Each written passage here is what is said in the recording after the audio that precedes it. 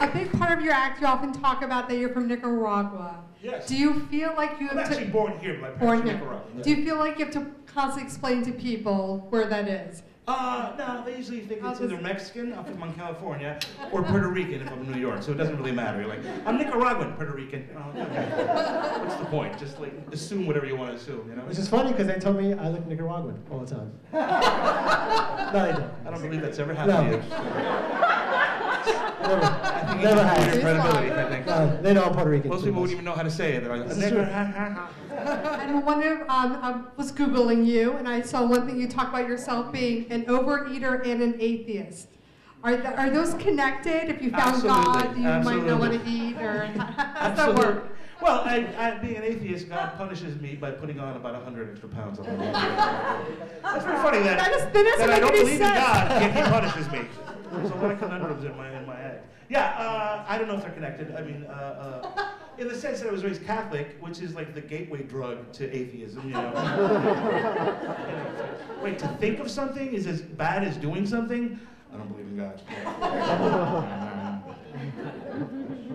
Originally, you're from San Francisco? That's right. When did you make the move out here to New York? 10 years ago, as a matter of fact.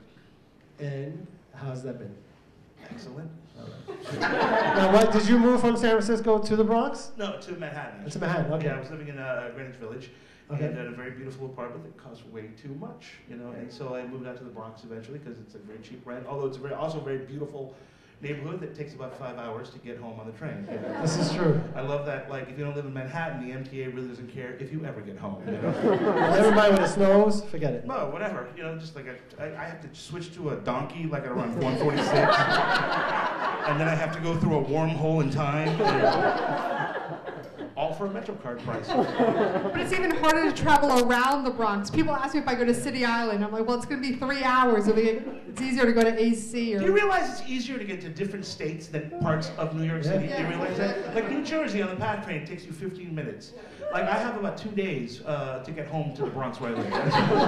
It's insane. It's like this great sort of rejiggering of time here in New York City. Stay at a hotel at Yankee Stadium and then go travel the next day. Absolutely. Because I got the kind of money where I can stay at a hotel near Yankee Stadium. I might stay in a box, like a cardboard box near Yankee Stadium, but sure, I'll go with your plan.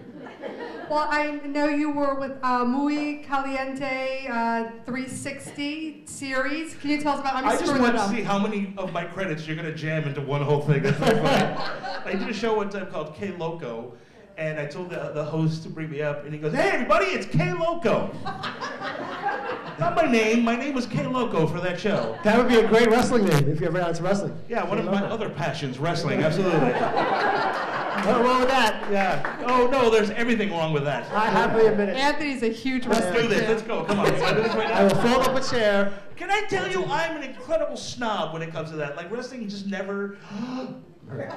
You're That's my right. I came friend. here to kick ass and take names. I'm leaving. Hey, wrestling's fake. How do you feel about that? I'm gonna cry. How are you on show tunes? How am I? To If you just Anthony's dream the impossible dream. To go. I'm pretty okay. Yeah, you're my friend. He's my friend. I'd rather hear Hulk Hogan's "I'm a Real American." That's what No, I'm not gonna do that. I tried. Not my skill base. Nope, sorry. But I want to hear about this Muy Caliente. It was a series of films following comics. That's not a real credit. I have no idea what you're talking about. Muy Caliente? Never told you Muy Caliente. There's another Joseph Rocha on IMDb. Oh, Muy Caliente means, first of all, really hot. I do a lot of Latino themed shows, and they always have to have spicy food in them, which is very funny. Well, you do a show here. You're a host of a show here. Yeah, it's called the Nachos and Cheese Combo Extravaganza, so it's delicious. I don't know why they think that Latinos only respond if there's spicy food involved somehow, you know? I can have this insurance plan, which comes with a lot of great doctors and benefits, or this one that comes with beans and salsa. Okay. I'll take this one. Muy Caliente, I don't know, the show that they host here very often is called Caliente, which is once a month here at the comic strip. Maybe that's what you're talking about? Well, someone's saying that you were stand-up 360 Muy Caliente. Go look it up on IMDb. You're the writer. What I love is that you almost make it sound scandalous. You've been accused of being I thought muy it sounded caliente. great. It's not enough that you're caliente, but you're muy caliente. We're gonna put you in the box and interrogate you. You are. For a good 10, 20 We accuse you hours. of muy calienteness. Exactly. Well, this is the time where I get to ask my question. Sure. What brings you joy? Tom Van Horn, 7-year-old and 1-year-old.